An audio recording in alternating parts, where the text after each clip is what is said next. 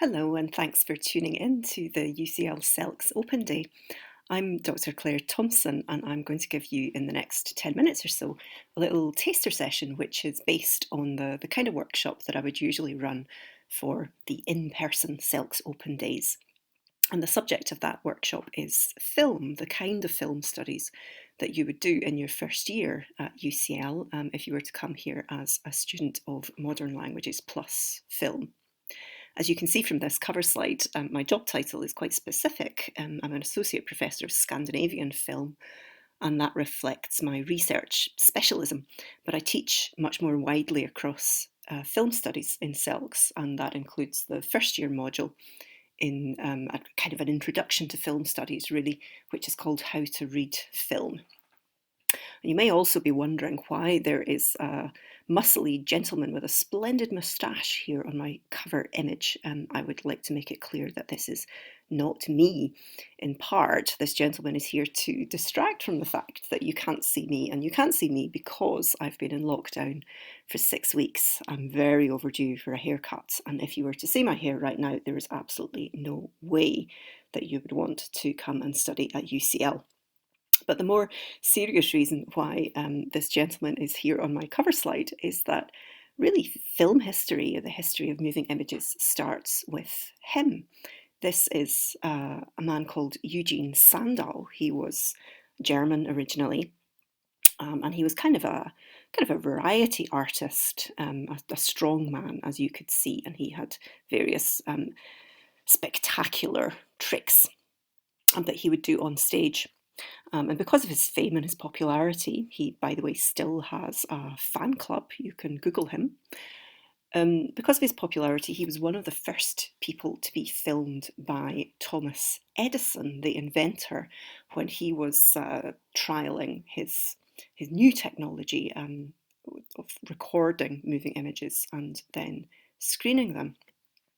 So the first thing that you would see in the very first lecture of how to read film is, in fact, Eugene Sandow. In that first lecture, we ask the question, what was cinema? And the tense there is important. We are coming to the history of film from a position of post-cinema. You are all children of the digital age. For us, cinema is not what it used to be. The technology is very different. The culture of cinema going and film consumption is very different. So that's the perspective that we take. We go right back to the beginning of the moving image in the mid 1890s. What did people think that moving images were for? And why did film or cinema develop as it did? Why did it develop into a technology that told stories that was actually not inevitable at all?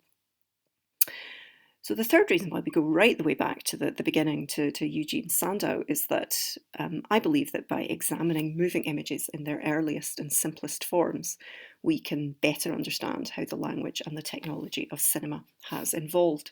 Now, to show you what I mean, let's have a look at this very early film featuring Eugene Sandow. As you can see, that dates from 1894. And this is a very short film. It really doesn't do anything other than this. In an in-person open day, I would be asking you questions about what you're noticing about this little film, what's strange about it. And people often comment on the fact that it looks a bit like a photograph that has started to move. The composition is very simple. All of the focus is on the spectacular body of Eugene Sandow in this kind of mid-shot, very simply lit.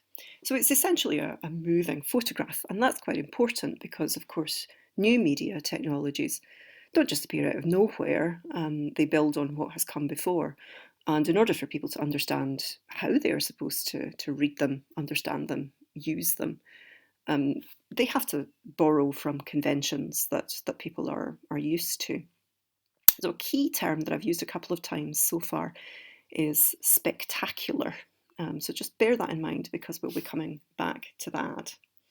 But first, I want to show you the kind of equipment that people would have watched this Sandow film on.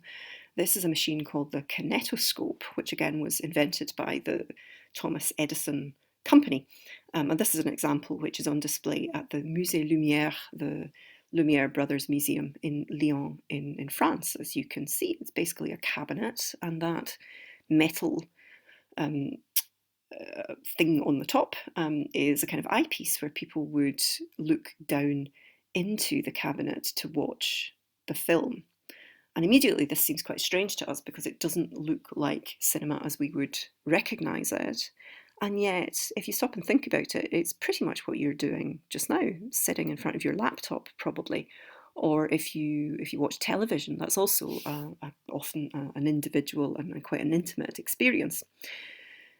So Edison was on the wrong track as far as cinema was concerned, but he had invented a visual technology which really does look very much like some of the ways in which we consume moving images even today. Now, on the other side of the Atlantic, and we are biased in favour, of course, of this side of the Atlantic in Selks, the year later, two brothers in Lyon in France, Auguste and Louis Lumière, a very appropriate name, of course, that just means light in French. They belonged to a family which had a factory that produced photographic paper and products like that. So they were very much in the trade already, and they were inventors and had been experimenting with both capturing moving images, so making photographs move essentially, and then ways to project those images to a large audience. So on the left there, we've got a classic looking French poster depicting what it was like to sit in the audience and watch these early films. And you can see that this looks a lot more like what we would think of as cinema, people sitting in a dark space and watching images projected onto a wall in front of them. This apparatus, the cinematograph, spread throughout Europe quite quickly. On the right-hand side, we have a poster advertising a cinematograph projection here in London, in Marlborough Hall on Regent Street. But this was dramatically new, and the Lumiere brothers had to explain to people what it was that they would be paying their money to see. This is the poster that advertised their first screening of cinematograph films at the Salon Indien. That was a cafe in Paris. And they are offering a screening of 10 very short films that they had made on subjects like the baby's breakfast and the arrival of a train and the sea and a film called Leaving the Factory. And what they have to do here is explain what the apparatus does. This is my rough translation from French. It enables the capture by a series of instantaneous samples all the movements which during a given time take place in front of the lens, and then they are projected in natural size before a full room onto a screen. Now, I like this poster because it just demonstrates the advantages of studying languages alongside film in order to understand what people thought they were seeing, in order to understand how cinema fitted into the culture of the time. It really helps if we have access to the original languages. So the very first film that was made by the Lumiere brothers is this one, and its title is really not as exciting as Eugene Sandow, the bodybuilder. It's the people who worked in the factory, the Lumiere factory, leaving the factory at the end of their shift on a day in March in 1895. And as you can see, it's really just a crowd of workers spilling out of the factory gates in a great stream. They are all slightly different, and yet they are similar. And there are little surprising details like this guy on his bike, for example. And in a moment we'll see that actually a horse and carriage is also coming out of the factory gates. So some unexpected details, but it's essentially just people leaving the factory. And this strange and banal little film has emerged in French culture, at least, as the birth of cinema.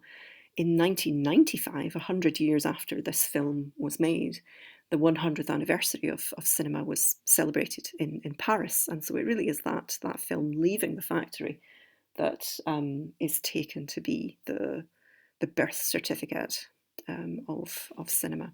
Here is a model in the Lumière Museum in Lyon of that factory complex where the film was shot. The street where it was shot has now been renamed to Rue Premier Film, the street of the first film. So that tells you something about the cultural importance of filmmaking for French culture. But what I love as well is that in that model, they have actually inserted a screen on which this very first film, leaving the factory, loops again and again in the spot on the model where the people were spilling out of the factory. So this is my little home movie from the museum. And I've superimposed there three words: space, time, and body, because I think this kind of commemoration is really important. How do we, in our time, commemorate what was important about the past? And what seems to be important here is that the film captures a moment in time, a very specific moment in time on a specific date. And it captures people in a specific place, a space, and it captures bodies moving. So even though that film is really not very much like the Sandow film, it does have a lot in common with it. It captures a moving body, or moving bodies, plural in this case, as spectacular in their own sense. In other words, watching moving bodies on screen is enough for people to be entertained at that point. My second little home video here I've called 24 frames a second, and these are two little souvenir books that I picked up from the Lumière Museum. And as you can see, they are traditional flip books. And here we have the film again in the form of a flip book, people leaving the factory. And another little book which gives you a taste of another famous early film, L'arrivée d'un train, the arrival of a train at La Ciotat station. This one was famous because people allegedly, when they watched this film, were convinced that the train was going to come out of the screen and run them over. That's probably apocryphal. But what's important there is that the flip books remind us of that very physical instantiation of the earliest films, 24 still images per second passing in front of the light of the projector, and passing so fast that our brains are tricked into thinking that the images are actually moving. Those are the things that I would emphasise about this very early cinema. People, of course, have theorised this in different ways, and two key words in French that you might want to pick up and run with are actualité and féerie. These are two common types of film, two common functions for film at the time in that first decade of cinema, roughly. Films which record the world as it is, people leaving the factory.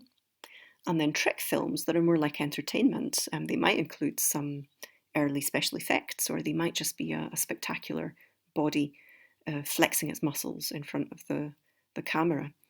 But what all of these early films have in common is that they don't really tell stories as such. I mean, for sure, you can say that they have a beginning, a middle, and an end to some extent, but there's no plot, there's no suspense. What they are doing is really just giving us access to spectacle, as it's often been called. Things that surprise us, that charm us, that give us pleasure in some way. And so that early period of cinema has often been called the cinema of attractions. That's a term that stems from the film scholar Tom Gunning. Something for you to follow up on, if you like. The example that I want to leave you with is from Denmark. Whichever language or culture you're hoping to study when you come to UCL, probably moving images reached that country quite quickly. And you can usually trace this. And you might even be able to trace who was responsible in each country for making the first films. In the case of Denmark, it was this man here, Peter Elfelt, who had a job as the photographer to the royal court. That's really significant. He was already a still photographer, and so it made sense for him to expand into moving images. But it also means that a lot of the earliest moving images in Denmark were in fact of the royal family. But I'm fascinated by the oldest preserved film of his, which is called Kørsel med grønlandske hunde, Driving with Greenlandic Dogs. And here we have it. This is not in Greenland at all, it's in a snow-covered park in Copenhagen. But the dogs are real enough, as you can see. And just watch what happens now.